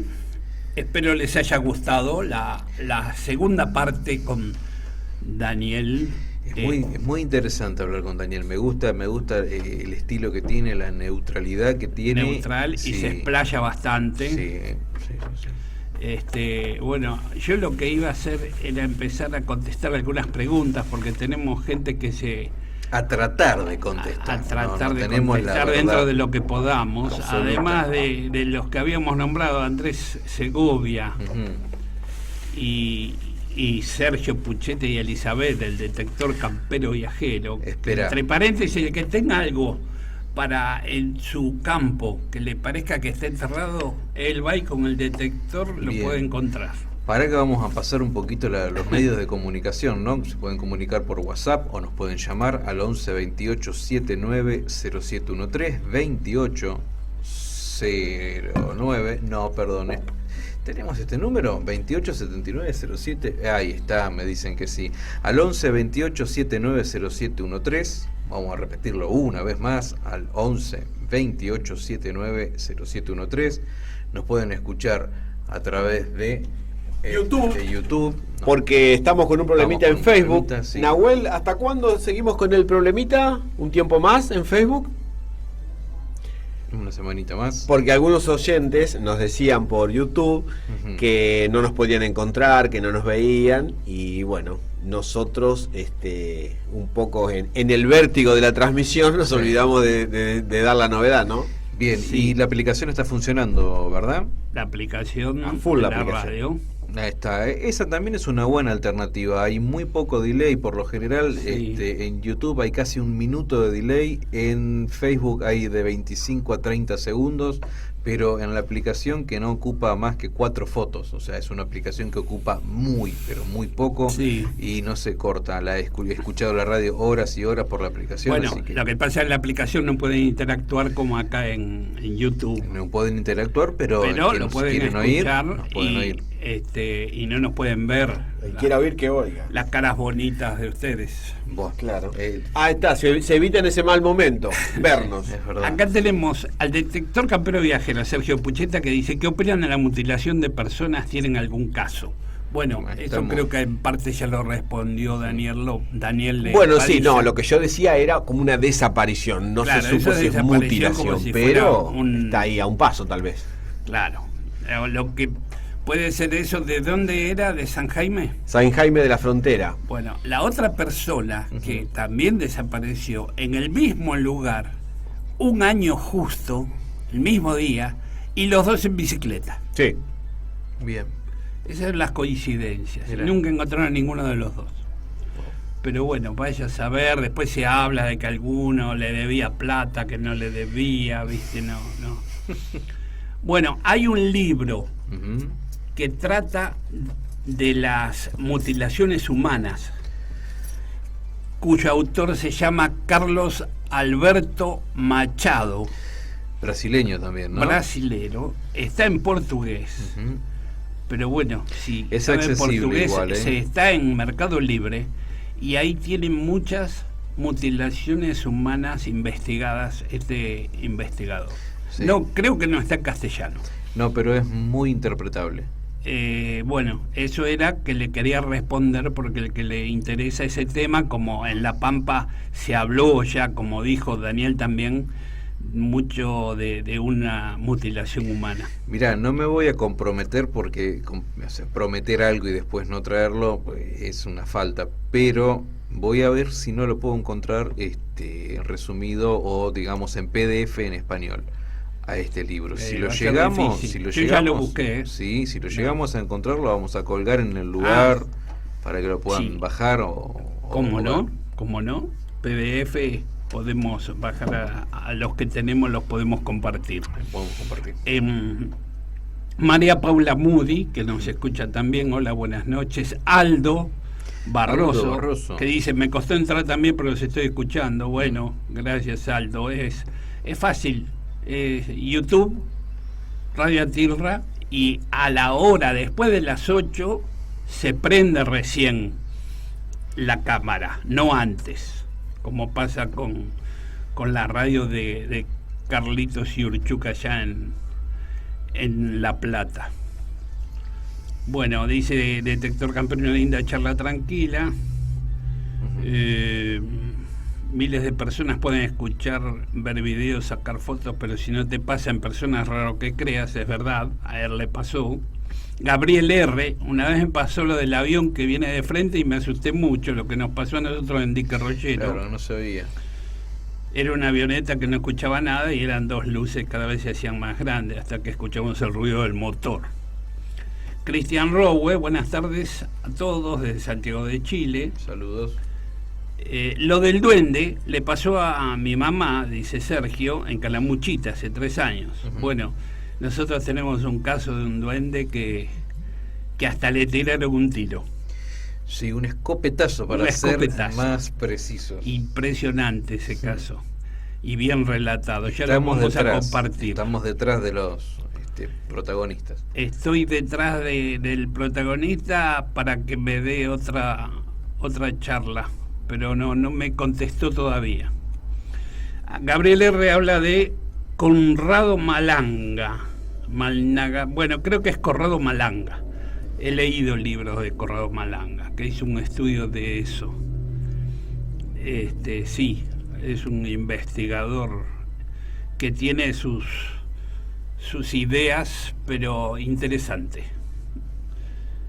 Cristian Gómez, buenas noches, ¿cómo te va? Excelente programa, dicen, y mis compañeros también. Una consulta que he tenido siempre: ¿habrá algún parecido entre el caso Plato, Brasil, donde se piensa que no eran ataques a las personas sobre el estudio del pueblo, y la mutilación de ganado? Y que en ambos casos, tanto de personas como de animales, se extralimitaron con la tecnología y causaron más daño del presupuestado. El caso que dice él, el caso Plato o Prato en portugués, es el caso de la isla Colares, en donde hubo 2 muertes de personas, en donde los ovnis asustaron a todo el pueblo y fueron, tenían muchas quemaduras por las luces de los ovnis, sí. Que incluso la médica que trató a la mayoría de estos pacientes, al hacerle los estudios, vio que no tenían glóbulos rojos, que les había bajado demasiado los glóbulos rojos, que tenían anemia. Todo por estas luces que aparecían de estos objetos. Pero, ahora, si es uno de los casos negativos de la ovnilogía, ¿no? Si fue a propósito no lo sabemos. Lo que sí, después fueron los militares a investigar, y el que estaba a cargo de la investigación, Prato, no recuerdo el nombre, después se suicidó. Opa. Hay cosas extrañas ahí. Alguna vez quise contactar a la médica, pero es difícil. Bueno, Patricia Paz también siempre nos está escuchando. ¿Qué tal? Bueno, lo de mutilación de personas en el sur de La Pampa, que ahí hablamos. Vivos y en contacto, Café UFO Pilar. Saludos, buen programa. Néstor Rey, un abrazo. Saludo, Néstor Rey. Los tanques australianos son de cemento o de metal. Y es un poquito... Sí, es una pregunta para el momento, me imagino, de la charla. Ya estamos. Claro, sí. Lo hace Christian Rowe. Son de metal, son de chapa. Son de chapa. Son de chapa. Y el piso es de barro. Porque en ese tanque australiano, que no había quedado nada de agua, había quedado todo el barrito, sapitos había, medio calcinados, pero no había una gota de agua. Aldo Barroso pregunta: creo que si es una misma raza, el método de mutilación debe ser siempre el mismo. Todos esos otros que dicen tendrían que ser de otro tipo de raza, que hacen casi el mismo trabajo. Tienen que separar las moléculas de agua y extraer el hidrógeno cuando proyectan ese tubo de luz.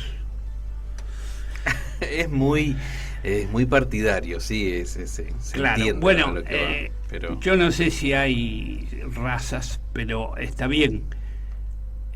Lo que dice Aldo es que es otra hipótesis, la de la electrólisis del agua, que si tienen la capacidad de levantar esos 60.000 o 80.000 litros de agua, ya sea por microondas y evaporarlo, pero volver a tenerlo y separarle el hidrógeno se usa para combustible. Claro. Es una hipótesis que viene de hace mucho, la de la separación del hidrógeno, y que carguen energía con eso. Puede ser.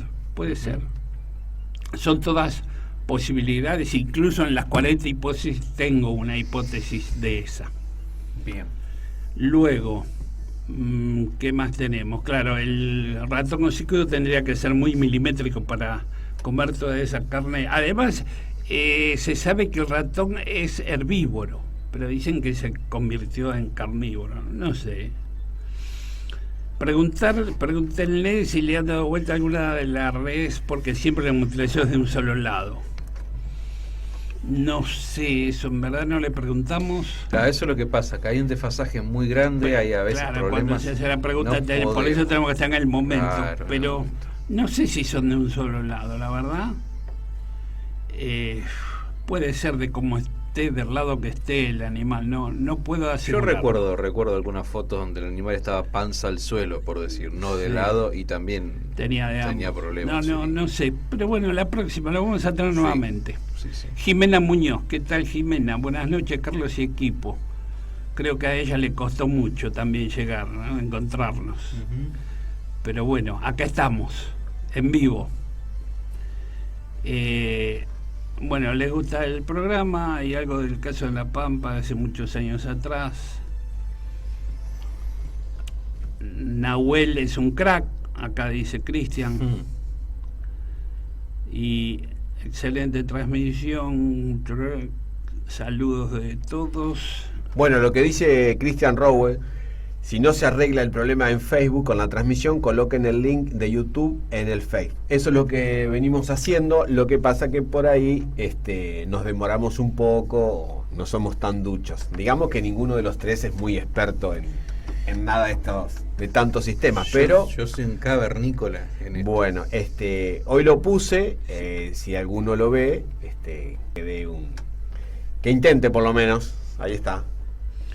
Y acá la última que dice Christian Rowe es interesante. Si son de metal, la irradiación del fenómeno para evaporar el agua, basando nuestra experiencia en el efecto de los microondas en el metal, no debería pasar desapercibido. Es verdad, tiene razón, porque vos pones algo de metal en el microondas y empieza a hacer chispa, y como son de metal, puede hacer mucha chispa. Tendría que hacer y se tendría que escuchar, o tendría que dejar algo del otro lado. Del otro lado del tanque electrónico no había nada, no había huellas, no había agua, no había nada, absolutamente. Pero bien, interesante, por ahí van al medio del tanque y no llegan a... Bueno, no, pero se transmite por el agua. Continuamos con las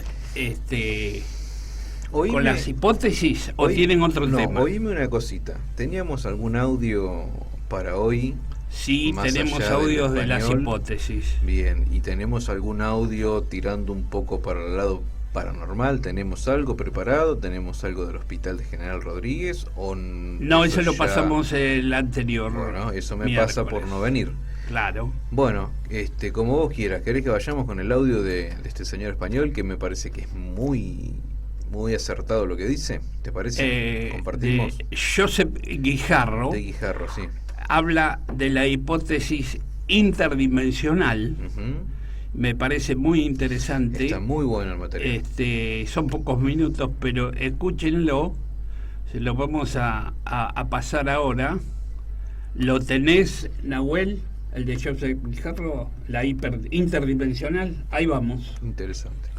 Y después la comentamos. Un programa de otro mundo. Aquel histórico avistamiento de Kenneth Arnold el 24 de junio de 1947 ha llovido mucho y hemos visto cómo ese fenómeno era cambiante en su naturaleza. Cuando prácticamente todo el mundo tenía claro que se trataba de manifestaciones de seres de otros mundos, pues de repente el fenómeno cambiaba y dejaba de ser algo sólido, algo de chapa y perro, ¿no?, para convertirse en algo más. Y entonces empezaron a salir distintas teorías que, fijaos, en aquellos tiempos, estoy hablando años 50, años 60, eran una temeridad. No es como ahora, que al albur de los descubrimientos en la física cuántica o en la física de partículas tenemos una visión del universo mucho, iba a decir más segura, no, pero sí más completa, ¿no?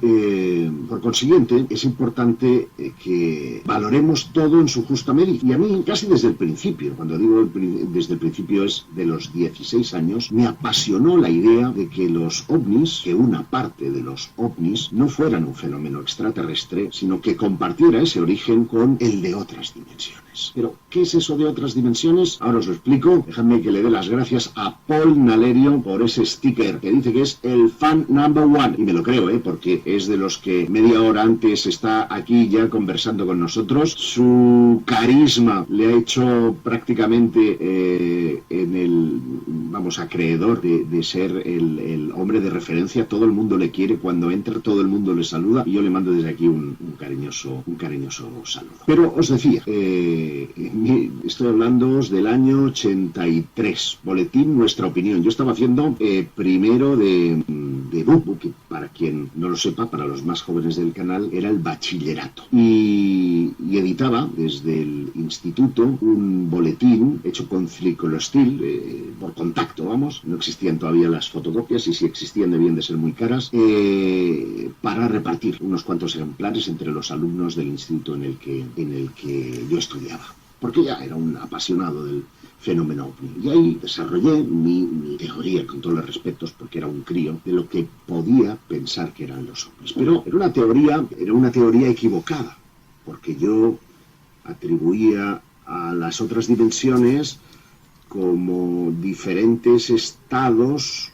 de la realidad en la que estaba y me circundaba, de manera que era como situar la mente en una sintonización, como si fuera una radio, para que pudiera ver otras realidades. Claro, esto no podía explicar aquellos acontecimientos que, por ejemplo, dejaban huellas en el suelo, que habían sido detectados por un radar o fotografiados, porque la fotografía, por muy buena que sea la cámara, única y exclusivamente es capaz de absorber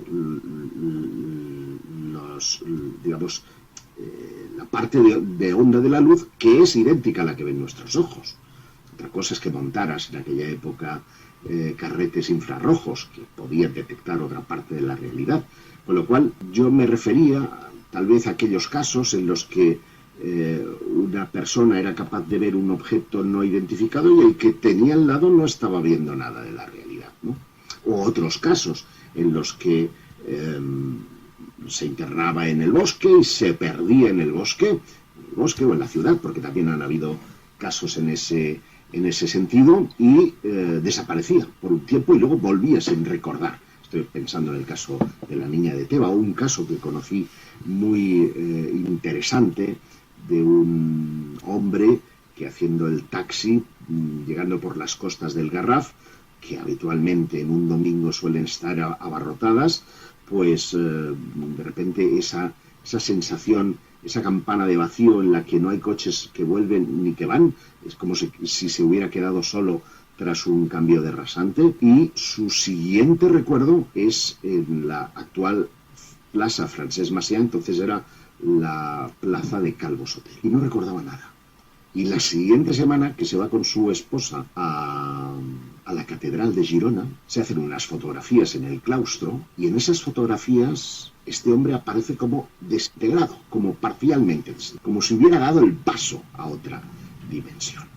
Pero era correcto utilizar el término dimensión. Mirad, mis debates sobre el tema con un buen amigo, Javier Sierra, solía hablarle de un libro que después él me regaló porque lo encontró en Londres. Se trata de Flatland, A Romance of Many Dimensions, es decir, Planilandia, un romance de muchas dimensiones, donde cuenta una historia en el que, ahora no recuerdo si era un círculo o un cuadrado, se enamora este círculo y el cuadrado. Estamos hablando de figuras planas. Vamos a ver si me explico, a ver si soy capaz. Bueno, sí, tengo aquí. Producciones MC. Mira, la primera dimensión sería la que estáis viendo arriba, con la bolita y la flechita a un lado y al otro, que indica, en este caso, la única dimensión, la dirección. Dos dimensiones, estaríamos hablando de un plano, para entendernos, de una sombra. Una sombra sería un perfecto ejemplo de esa planilandia. Bueno, la luz es tan potente que no sé si voy a ver sombras. No soy incapaz de hacer sombras así. ¿Veis? Esta sombra no tiene alto ni ancho. Es simplemente una primera dimensión, ¿verdad? Y la tercera dimensión es la del alto, ancho y alto. Estas tres dimensiones que representan el cubo. Pues bien, imaginaos que esa tercera dimensión eclosiona en el mundo de las sombras. El mundo de las sombras solamente podría haber fragmentos de esa tercera dimensión.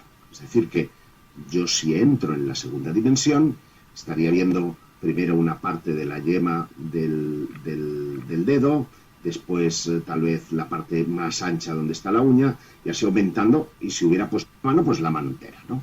Pero nunca tendría el concepto tridimensional. Y la pregunta es, ¿cómo veríamos nosotros a los seres cuatridimensionales? Dejo de lado el tiempo. A los seres cuatridimensionales los veríamos como parcelas de la tercera dimensión. Y posiblemente eso explicara esa fugacidad del fenómeno ovni, esa capacidad de cambiar de forma, o de que aparece en un momento aquí y después aquí, como si estuviéramos viendo partes de esa cuarta dimensión. Pero esos casos son unos cuantos. No se puede componer toda la historia en base al tema de las dimensiones espaciales. De hecho, en los últimos años ha prosperado otra idea que a mí me parece fascinante, que es la de los mundos paralelos. universos. Es decir, que además de nuestra realidad, haya otra a nuestro lado, invisible, y que conforma una realidad más. De hecho, el tema es de rabiosa actualidad porque, como veréis, el pasado 9 de septiembre, es decir, hace 3 días, el Journal of Cosmology and Astroparticle Physics editó un artículo que versa precisamente sobre esta cuestión que hoy estamos, la posibilidad de que existan multiuniversos. Estos multiuniversos serían, insisto, realidades paralelas a las nuestras. De hecho, hay un físico español que se llama Carlos Peñagaray, y que es el físico o director del laboratorio subterráneo de Canfranc, que él asegura que fue Einstein quien puso el primer ladrillo de este tipo de teorías, ¿no? Y que permitirían explicar la teoría de la relatividad y el funcionamiento de nuestro universo. Es decir, no se está contraviniendo ninguna ley física, sino que esos universos paralelos serían realidades que solo ante determinadas circunstancias, fueran espaciales, meteorológicas, geofísicas, etcétera, pudieran interferir. En ese caso, ni los que nosotros vemos, ni lo que ellos ven es la realidad tal cual, ni han elegido el momento de entrar ni de salir. Y eso explicaría el por qué los seres que se han visto relacionados con el fenómeno OVNI no tienen una voluntad clara de contacto, a grandes rasgos, porque otro día tendríamos que hablar del fenómeno de los contactos. Y todo esto, según este físico, tendría el Big Bang como punto de partida. Él asegura, o le gusta decir, que los físicos teóricos cuentan cuentos que después hay que demostrar. Y ese érase una vez empieza en el Big Bang. Hace 13.800 millones de años, el universo era poco más que una motita de polvo que contenía toda la materia, toda la energía del universo. Las razones que hicieron que esa mota de polvo explotara y se expandiera se desconocen. Y ahí hasta los creyentes en Dios podrán decir que fue Dios el responsable de esa historia. Pero esa expansión del universo, ese principio de línea espaciotemporal, es el principio también de esos universos paralelos, y no se entendería, según él, la existencia de nuestro mundo físico sin una contraparte paralela que está aquí, a nuestro lado, invisible, y que solamente bajo determinados condicionamientos podría aparecer. Podría ser incluso como un espejo de nosotros mismos. O puede que no, que se trate de un universo completamente distinto, que se rige por leyes distintas, cuyos seres son absolutamente distintos, cuya fauna, flora, atmósfera, etcétera, es completamente distinta. En cualquier caso, la ciencia ya ha puesto el primer paso para tratar de entender todos estos universos paralelos. Y a mí me gustaría ver qué es lo que pensáis vosotros antes de terminar. Producción, Grupo Jife, de General Rodríguez.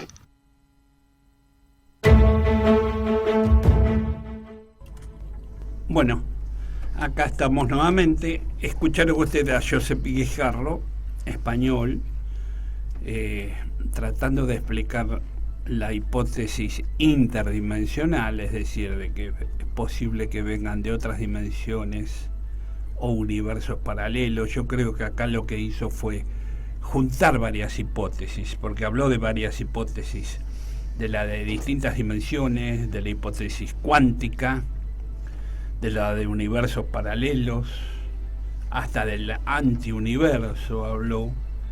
Bueno, yo una vez vi un mapa de un astrónomo que tenía un mapa como el universo, y de ahí hacia abajo lo mismo en espejo, el antiuniverso.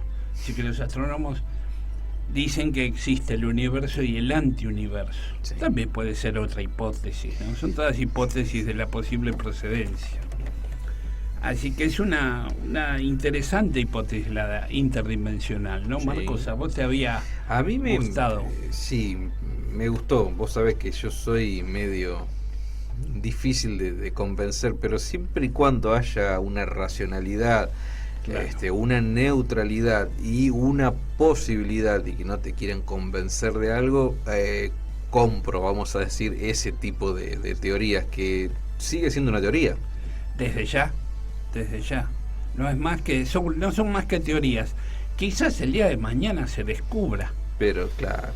Que la ciencia descubra que existen. Ya los físicos teóricos hablan de varias dimensiones. Lo que pasa es que no lo pueden llevar a la práctica, pero en sus ecuaciones les aparecen, no sé, hasta 11 dimensiones. Claro, con la matemática no se equivoca para mí, Así entonces, ¿cómo llegamos a esas dimensiones? En parte física, no sé, o etérica, o están esas posibles aberturas hacia esas otras dimensiones.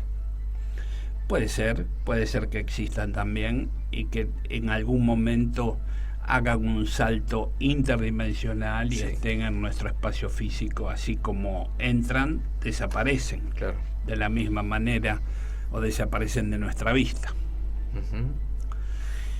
Vamos a pasar a la segunda hipótesis, también de un audio de un investigador español llamado Pablo Vergel, que con Ricardo le hemos hecho una nota hace ya un año, ¿no? Hará un año y medio. Sí, 2019 creo que fue. 2019, claro, para el 2020 tenemos pocos programas.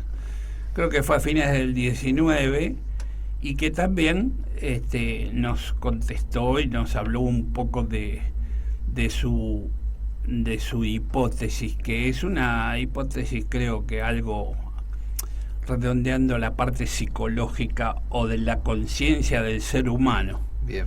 Vamos al audio de Pablo Vergel.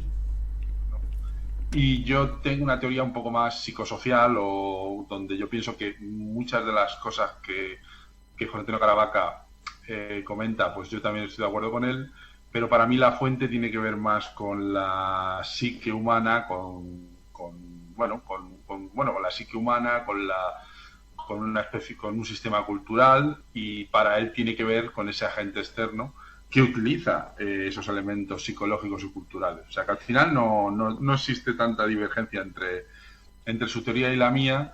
La mía tiene una fuente, un origen más psicosocial, más psicológico, y la de José Antonio Caravaca pues tendría, por decir, esa componente un poco metafísica, ¿no? Hay un agente externo, hay una entidad que no es humana y con la cual interactuamos. Pablo, ¿qué tal? Buenas noches. Ricardo es mi nombre, compañero de Carlos. Buenas noches. ¿Cómo estás? Un gusto. Entonces, entiendo que la persona, mediante su mente, mediante su percepción, como que se predispone ante el fenómeno, o cómo es que se lograría esta visualización o este contacto que hay entre el contactado, digamos, y el fenómeno ovni. ¿Nos podés explicar un poquito más? Sí. Yo escribí un libro que se llama Más allá de la incógnita ovni, donde algún pequeño recorrido por las teorías más importantes. Pues si en algo estamos de acuerdo José Antonio Caravaca y yo, sobre todo, es en el rechazo a la hipótesis extraterrestre, es decir, esa hipótesis posible y viable de que estamos siendo visitados por alienígenas o por otras entidades, que yo creo que José Antonio y yo estamos de acuerdo que es algo que puede ocurrir y que puede haber ocurrido, pero que nunca podría explicar la amplitud que tiene el fenómeno ovni a día de hoy, ¿no? Pero ustedes no piensan que estamos solos en el universo, ¿o sí?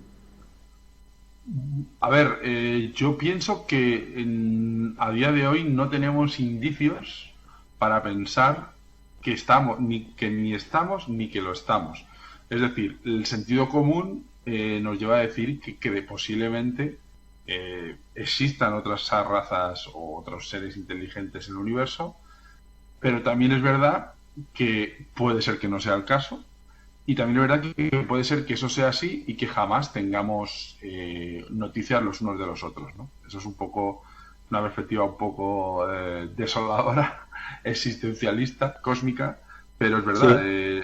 El espacio y el tiempo son son prácticamente infinitos, la escala que nosotros nos manejamos es ridícula, y claro, eso mismo te da a pensar que efectivamente puede y debe haber vida, pero también es probable que jamás sepamos nunca nada de ella. Jamás. Y entonces acá entra tu teoría, o lo que vos manifestás como una teoría, para explicar lo que muchas personas dicen haber visto. Sí, a ver, yo mi teoría, que no me atrevería a llamarla teoría, es un apunte o una dirección de pensamiento o una serie de reflexiones con una dirección determinada, está muy alineada con la de Néstor Berlanda y Juan Acevedo. De hecho, creo que los argentinos podéis estar orgullosos porque creo que el mejor libro y el más importante y el más, para mí, mejor trabajado a nivel filosófico, psicológico, antropológico sobre el tema de las abducciones es argentino, es Los extraños. Un libro que para mí es una verdadera cátedra sobre lo que es las abducciones, ¿no? Y ellos son, igual que yo, somos muy cautos a la hora de determinar cuál es el origen final o la fuente final de lo que las experiencias OVNI, porque yo lo que sí que estoy de acuerdo es que el fenómeno OVNI es real. Lo que no estoy del todo convencido es de qué tipo de realidad o qué tangibilidad tiene esa realidad, ¿no? Pero lo que sí que está claro, y eso Berlanda y Acevedo en sus libros extraños lo trabajan muy bien, es que la gente manifiesta unas experiencias que tienen que ver con los estados extraordinarios o no ordinarios de conciencia, que la gente vive con total realidad, ¿no? O sea, que son situaciones, o sea, yo estoy convencido de que cuando alguien dice que ha sufrido una abducción o ha tenido una experiencia OVNI, estoy convencido que nos está contando su verdad, ¿no? Pero esa verdad, desde distintos puntos de vista, pues hay gente que piensa que tiene una gran componente psicológica o psicosocial, y hay otras personas pues que dicen que, como la vaca, que hay una gente, una entidad sobrenatural con la que interactuamos, o hay gente que dice que son simplemente los testimonios de gente que está en contacto con extraterrestres. ¿Cómo explicamos las huellas o fenómenos físicos que supuestamente produce el fenómeno? Esa pregunta es bastante pertinente. Yo creo que en el tema OVNI, y esto es algo que en el libro de Caravaca también lo esboza bastante bien, creemos que se está produciendo una acumulación de fenómenos que muchas veces no tienen por qué tener necesariamente una relación lo uno con lo otro, ¿no? Es decir, es verdad que hay trazas de radar. De hecho, hasta hace poco habéis visto el vídeo de las fuerzas aéreas estadounidenses, ¿no? Donde se ve, bueno... Pablo, sí. Si podés acercarte un poquito más al micrófono, sería ideal porque sale un poquito bajo. Vale. Hasta hace poco habéis visto un vídeo que sale del ejército americano donde unos pilotos ven un aparato que no tiene explicación humana, ¿no? Entonces, es verdad que existe una serie de fenómenos, sobre todo aeronáuticos, como tú has dicho, también pueden ser las quemaduras o ciertas marcas en los campos, que efectivamente demuestran que puede haber una componente física, pero yo tengo la perspectiva de que creo que muchas veces en el fenómeno OVNI se están mezclando muchas cosas. Se están mezclando fenómenos aeronáuticos, se están mezclando visitantes de dormitorio, se están mezclando criptozoología, y al final lo que se crea es una especie de megafenómeno donde se están acumulando una serie de casuísticas que muchas veces yo creo que no tenemos la certeza de que estén relacionadas de manera directa. Es decir, es cierto que hay avistamientos aéreos inexplicables, ¿de acuerdo? Esto es algo indudable, lo hemos dicho esto es indudable, pero eso no quiere decir que esté relacionado con lo que mucha gente dice experimenta cuando está paseando por un campo, cuando está en su dormitorio y tiene un encuentro con entidades que él considera que son extraterrestres. O sea, no existe una relación directa demostrada, ¿no? Lo que sí que está claro es que se está produciendo un fenómeno y a lo mejor ese fenómeno aeronáutico tiene una explicación que algún día comprenderemos, pero no tiene por qué ser extraterrestre. Eso es también lo que quiero dejar bien claro. Podría ser cualquier otro tipo de por así decirlo. A lo largo de la historia existen registros de fenómenos, como bien sabéis, gente como Charles Fort ha estudiado fenómenos, cosas que se han visto extrañas en los cielos, cosas extrañas que han caído de los cielos, y la interpretación no era que eran extraterrestres, eran interpretaciones más mágicas. Lo que pasa es que hoy en día vivimos en una sociedad tecnológica racional y todo se interpreta bajo esa perspectiva, ¿no? Y también tiene muchísimo que ver la influencia de la cultura popular y el final de la Segunda Guerra Mundial y el boom de la ciencia ficción, y empieza a verse cómo se empieza a imponer esta idea de que va a haber una visita extraterrestre, de que el universo, como bien habéis dicho vosotros, está habitado y que el contacto es inminente, ¿no? Lo que pasa es que el paso de las décadas y de los años pues no ha llegado a cristalizar en nada que podamos meter en un hangar, que podamos meter en un laboratorio, ¿no? Eso es verdad. Ahora, entonces tú separas el fenómeno físico del fenómeno psíquico. Yo pienso, creo que existen. A mí la parte que más me interesa de la ufología suele ser aquellos episodios que no dejan ningún tipo de rastro, ¿no? Es decir, todo el mundo, es cierto, existe un fenómeno físico, aeronáutico, luces que se ven en el cielo, suelen ser fenómenos, por así decirlo, de primer tipo, son cosas que se ven en la lejanía, que pueden invitar a la confusión. A mí los fenómenos que más me interesan son los que tú has dicho, que tienen, no diría un carácter necesariamente psíquico, porque no lo puedo probar tampoco, pero, por ejemplo, las abducciones, que es lo que más me interesa, normalmente no dejan ningún tipo de rastro, ¿no? Y yo creo que existe una gran asimetría, ¿no? Es decir, existen, es verdad, un número de pruebas limitado de que están pasando cosas inexplicables en los cielos o en nuestro entorno, y luego existe una gran cantidad de testimonios, una gran cantidad de personas que afirman haber estado en contacto directo con entidades extraterrestres o similares o de un programa de otro mundo. Desgraciadamente, no dejan ningún tipo de rastro, ¿no? No sé si conocéis el libro que fue publicado en Argentina, el de abducciones de John Mack, donde no hay ningún rastro, ¿no? Entonces,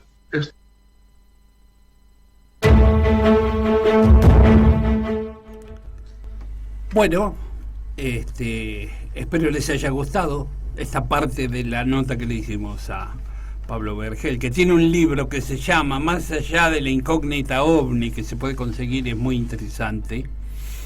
Habla de la teoría psicosocial, que es similar a la de Néstor Berlanda y Juan Acevedo, que tienen el libro Los Extraños, que es del año 2000, pero que ahora hubo una nueva reedición en España del libro Los Extraños.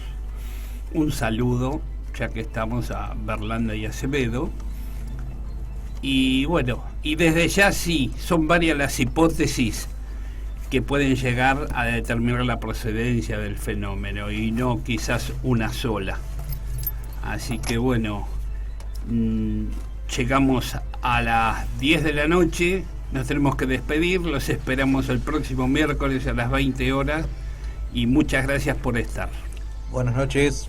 Un abrazo para todos.